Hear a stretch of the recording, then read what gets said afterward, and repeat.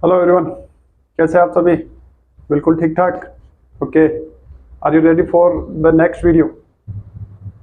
चलिए, पिछले कुछ वीडियो से हम पढ़ रहे थे द एंड ऑफ बाइपोलरिटी, द्वितीय ध्रुवता का अंत, जो कि क्लास 12th के लिए पॉलिटिकल साइंस का सेकंड चैप्टर है।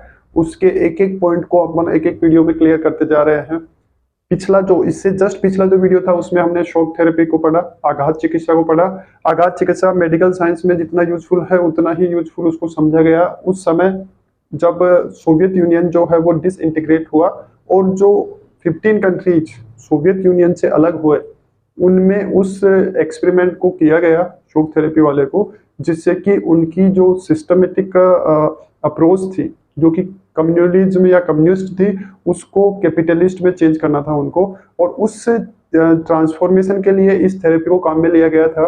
और उस ये थेरेपी जो है वो मेनली गवर्नमेंट सेक्टर या गवर्नमेंट जो रिसोर्सेज हैं या इंस्टीट्यूशन हैं उनको प्राइवेट सेक्टर में या निजी सेक्टर में ले जाने का काम करता है। अब ये जो प्रोसेस है गवर्नमेंट टू प्राइवेट वाली, ये स्लो भी होती है, स्पीड से भी होती है। और जब इस प्रोसेस को स्पीड से यानी कम समय में किया जाता है, जिससे कि इसका इम्पैक्ट जो है वो जल्दी नजर आए, इकोनॉमी जो है वो जल्दी इंप्रूव करे, उस समय इसको कहा जाता है शॉक थेरेपी। पिछले वीडियो में मैंने आपको ये भी बताया था कि जैसे कोई व्यक्ति जो है वो मेंटली डिस्टर्ब होता है या फिर उसके हार्ट बीट रुक जाते हैं, तो मेडिकल साइंस में इस पद्धति का या इस थेरेपी का यूज किया जाता है। अब ये पद्धति जो है वो पॉजिटिवली और नेगेटिवली दोनों तरह से कार्य करती है। या तो कंप्लीटली डिस्ट्रॉय कर देती है, मतलब जो बचा खुचा है उसको भी नष्ट कर देगी, और या फिर एक नई लाइफ क्रिएट करती है, नया जीवन जो है वो प्रदान कर देती है। तो ये जो पद्धति है या जो शॉक थेरेपी जिसे कहा जाता है वो 50-50 का काम करती है। कुछ मामलों में अच्छी है, कुछ मामलों में अच्छी नहीं भी है। अब यहाँ पे सोवियत यूनियन से डिसइंटीग्रेट होके जो कंट्रीज बने थे, जहाँ पे वर्ल्ड बैंक और आईएमएफ के द्वारा इस थेरेपी को अप्लाई किया गया था, वहां पे इसका क्या कॉन्सिक्वेंस या रिजल्ट निकला, उसके बारे में आज हम पढ़ने वाले हैं इस वीडियो में। और उसके क्या कॉन्सिक्वेंसेज रहे शॉक थेरेपी के, उसके बारे में इस वीडियो में हम एक्सप्लेन करेंगे, सीखेंगे, पढ़ेंगे, अंडरस्टैंड करेंगे। इससे पहले कि हम ये सारी प्रोसेस करें, आप जो है वो सब्सक्राइब कर लीजिए और शेयर भी कर लीजिए। देख नहीं रहे हैं आप, बहुत कम देख रहे हैं।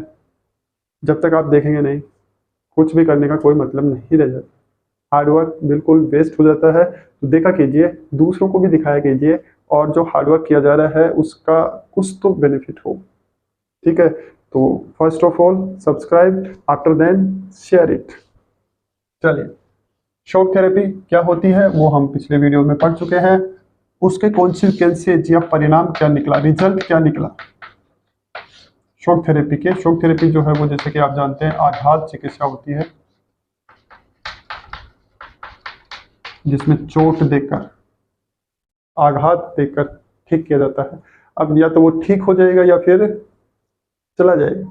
तो अब इसका क्या हुआ, जो यूएसएसआर से जो नेशंस नए बने 15, उनके अंदर इस थेरेपी को अप्लाई किया गया। अब उस थेरेपी का उन नेशंस पे क्या इम्पैक्ट पड़ा, उनको बेनिफिट हुआ या फिर उनको लॉस हुआ, क्या हुआ, बस वही इसके रिजल्ट या कॉन्सिक्वेंसेज है।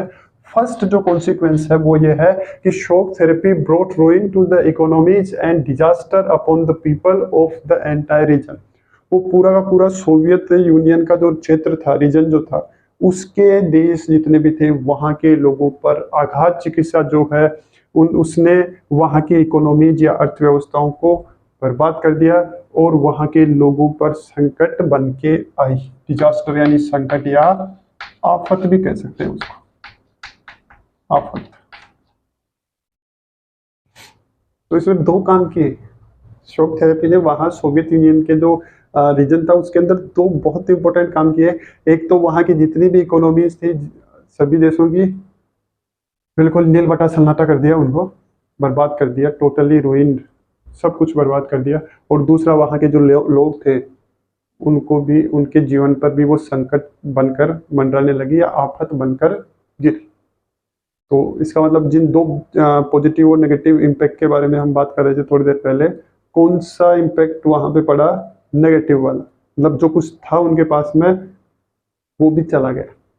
फकीर हो गई। तो ये उसका पहला कॉन्सिक्वेंस था कि इकोनॉमी जो थी वो रुइन हो गई, बर्बाद हो गई, और वहां के लोगों पर ये जो शॉक थेरेपी थी वो संकट या आफत बनकर गिरी। ये first of. Second, the value of the rouble. Rouble Russia की करेंसी।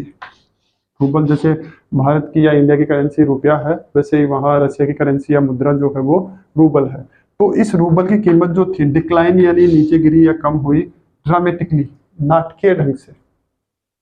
देखिए डॉलर जो है उसने बिल्कुल सिस्टमेटिकली अपना जो इम्पैक्ट है वो ऑल ओवर द वर्ल्ड जमाया है। ऐसे मतलब एक ही दिन में नहीं हो गया। उन्होंने बहुत दिमाग लगा के सभी को, क्योंकि एक ही कंपेटिटर था यूएसएसआर, यूएस का। वो उस समय वही एक सुपर पावर जो कि यूएस को टक्कर दे सकता था, और उसको इस यूएसएसआर को किस तरह से बर्बाद किया गया या किस तरह से उसकी जो इन्फ्लुएंस थी उसको समाप्त किया गया, वो बस ये दिखा रहा है।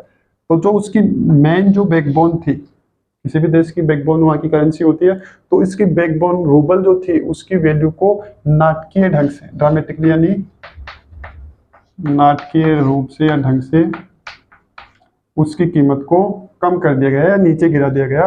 और मुद्रास्फीति की जो रेट थी, इन्फ्लेशन, इन्फ्लेशन कहलाता है मुद्रास्फीति। अब मुद्रास्फीति क्या होती है? मुद्रास्फीति ये होती है कि जब किसी देश की करेंसी की वैल्यू जो है वो कम होती है, जब किसी देश की करेंसी की वैल्यू कम होती है तो जो वस्तुएं हैं उनकी वैल्यू अप हो जाती है, मतलब महंगाई बढ़ जाती है। क्या हो जाती है? महंगाई बढ़ जाती है। और वो ही बस सिस्टम जो है वो क्या कहलाता है? The rate of inflation. Currency की वैल्यू डाउन होती है, चीजों की वैल्यू अप हो जाती है, वो कहलाती है मुद्रास्फीति की दर। तो रूबल की जो वैल्यू थी वो जब डिक्लाइन हुई तो वहां पे चीजों के भाव जो थे, चीजों का मूल्य जो था वो लंबे समय के लिए बढ़ गया। ऐसे नहीं कि थोड़े दिन बढ़ा फिर कम हो गया, ऐसा नहीं, लॉन्ग टर्म में इंक्रीज हो गई प्राइसेस। वाज सो हाई, इतनी ऊंची चली गई that people lost their savings, कि वहां के लोगों ने अपनी बचत को भी गंवा दिया। मतलब जो उन्होंने डिफिकल्ट टाइम के लिए सेविंग कर रखी थी वो भी चली गई उस महंगाई में या उस हाई प्राइसेज के अंदर। तो इन्फ्लेशन मुद्रास्फीति कहलाती है। मुद्रास्फीति के रेट के अंदर इतनी ऊंची हो गई थी, इतनी हाई हो गई थी कि लोगों की जो बचत थी वो भी चली गई, मतलब कंगाल हो गए सारे के सारे। तो ये रिजल्ट निकला नया देश बनाने का या यूनियन। देखिए एकता को जब आप स्ट्रेंथ मानते हैं, यूनियन इज स्ट्रेंथ, एकता में ताकत होती है, तो ताकत होती है। पंच जब पड़ता है ना तो पता चलता है कि पंच पड़ा है। अब यदि ये सारी फिंगर्स अलग अलग हो जाएंगे, एक अंगुली से आप किसी को हिट करेंगे तो पता भी नहीं चलेगा कि कहाँ कैसे हिट हुआ। तो जब तक सोवियत यूनियन पूरा का पूरा अनटाई था तब तक वो ठीक था, सब कुछ ठीक चल रहा था। हाँ इश्यूज हो सकते हैं, जब इतना बड़ा क्षेत्र होगा तो इश्यूज तो क्रिएट होते ही हैं, लेकिन इसका मतलब ये नहीं है कि फिर सब टूट टूट के अलग हो जाए। लेकिन जैसे ही टूट के अलग हुए सारे, पता चल गया कि कैसे एक देश जो है वो मूव करता है। तो ये दो महत्वपूर्ण कॉन्सिक्वेंसेज निकले। एक तो वहाँ की अर्थव्यवस्था बर्बाद हो गई, लोग जो है वो आफत में आ गए। करेंसी जो रशिया की करेंसी रूबल थी उसकी वैल्यू कम हुई तो मुद्रास्फीति की दर बढ़ गई, जिससे कि लोगों की सेविंग्स भी खत्म हो गई। Next, the system of the social welfare was systematically destroyed. क्योंकि वहां पे सोशलिस्ट सिस्टम चलता था पहले, अब वहां पे कैपिटलिस्ट सिस्टम चलने लगा, मतलब पैसे को इंपोर्टेंस दिया जाने लगा, लोगों की भलाई हो नहीं हो उससे कोई लेना देना नहीं है। तो जो वहां पे पुराना एक तंत्र बना हुआ था लोगों के कल्याण का या लोक कल्याण का, उसको बिल्कुल व्यवस्थापूर्ण ढंग से नष्ट कर दिया गया। लोगों की भलाई हो नहीं हो उससे वहां पे अब कोई लेना देना नहीं था। तो जो एक सिस्टम वहां पे सोशल वेलफेयर का बना हुआ था, लोक कल्याण का एक तंत्र बना हुआ था, उसको सिस्टमेटिकली बिल्कुल व्यवस्थागत रूप से या सुनियोजित ढंग से नष्ट कर दिया गया। The withdrawal of the government subsidies pushed large sections of the people into poverty. जैसे ही अब गवर्नमेंट, पहले तो गवर्नमेंट का रूल था तो गवर्नमेंट जो है वो चीजों पे सब्सिडी अप्लाई करते थे। जैसे वहां पे कैपिटलिस्ट सिस्टम आया, सब कुछ जो है वो प्राइवेट सेक्टर में चला गया, प्राइवेट सेक्टर में गया तो सब्सिडी बंद हो गई, और सब्सिडी बंद होते ही लोगों का एक बड़ा जो ग्रुप था या समूह जो था या वर्ग जो था वो गरीबी की तरफ चला गया। क्योंकि जब सब्सिडी खत्म हो गई तो फिर उनको पूरा प्राइस पे करना पड़ रहा था चीजों के लिए, और जो पूरा प्राइस पे कर रहा था तो ऑलरेडी वो अपनी सेविंग्स को लॉस्ट कर चुके थे, तो जब उनके पास में कुछ नहीं बचा तो फिर वो कैसे हो गए, पुअर्टी की तरफ चले गए, गरीबी की तरफ चले गए या गरीब बन गए। ये इसका तीसरा कॉन्सिक्वेंस था, किसका, शॉक थेरेपी का। चलिए लास्ट कॉन्सिक्वेंस क्या है, the construction of the democratic institution was not given the same attention. जो लोकतांत्रिक संस्थानों की जो संरचना थी या बनावट जो थी उस पर उतना ध्यान नहीं दिया गया। पूंजीवाद का जो सबसे आप उसको कहें कि डिसएडवांटेज है, जो कमी है, वो यही है कि केवल और केवल मनी पे फोकस किया जाता है। उसके अंदर किसको, मतलब जो कॉमन पीपल है या जो जनता है, सिटीजन्स है, उनको फायदा हो रहा है नहीं हो रहा है डजेंट मैटर, केवल हमारा खुद का भला होना चाहिए, हमारे पास में पैसे आने चाहिए। यही एक मेन थिंकिंग होती है पूंजीवाद के दौरान। साम्यवाद या समाजवाद होता है, उसके अंदर सबको इक्वल करने के बारे में सोचा जाता है कि सभी इक्वल हो, सबका लाइफ स्टैंडर्ड ठीक ठाक हो, अच्छा हो। तो दोनों की जो सोच थी उसमें अंतर है, और वही सोच जो थी जो सोवियत यूनियन में पहले थी, उस सोच को ही बिल्कुल ट्रांसफॉर्म कर दिया गया। और जो ट्रांजिशन हुआ समाजवाद से पूंजीवाद के लिए, बस उसी के अंदर इस प्रोसेस का यूज किया गया, शॉक थेरेपी का, आघात चिकित्सा का। क्योंकि सब जल्दी से जल्दी परिवर्तन चाहते थे और सब जल्दी से जल्दी परिवर्तन चाहते थे, तो परिवर्तन हुआ, लेकिन वो कैसा हुआ, इन ए नेगेटिव सेंस। बिल्कुल सब कुछ उल्टा हो गया। वो चाहते थे कि हमारा लाइफ सिस्टम जो है वो अच्छा होगा, तो वो अच्छे होने की जगह पहले से भी ज़्यादा खराब हो गया। पहले कुछ तो था खाने के लिए, पहनने के लिए, रहने के लिए, अब इस थेरेपी के अप्लाई होने के बाद में वो भी चला गया। मतलब बहुत एक बड़ी संख्या नागरिकों की कहाँ आ गई, सड़क पे आ गई, हाथ में वो प्याला लेने वाली नौबत आ गई थी। तो ये कुछ कॉन्सिक्वेंसेज हैं शॉक थेरेपी के। आई होप आपको अच्छे से समझ में आ गए होंगे। नहीं आए हैं तो कमेंट कर देना, और यदि समझ में आ गए हैं और अच्छा लगा है आपको वीडियो तो लाइक कर दीजिए।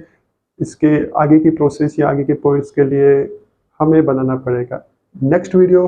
तो मिलते हैं नेक्स्ट वीडियो के अंदर कुछ नई इन्फॉर्मेशन के साथ में। तब तक के लिए good night, take care, see you soon in the next video, bye bye.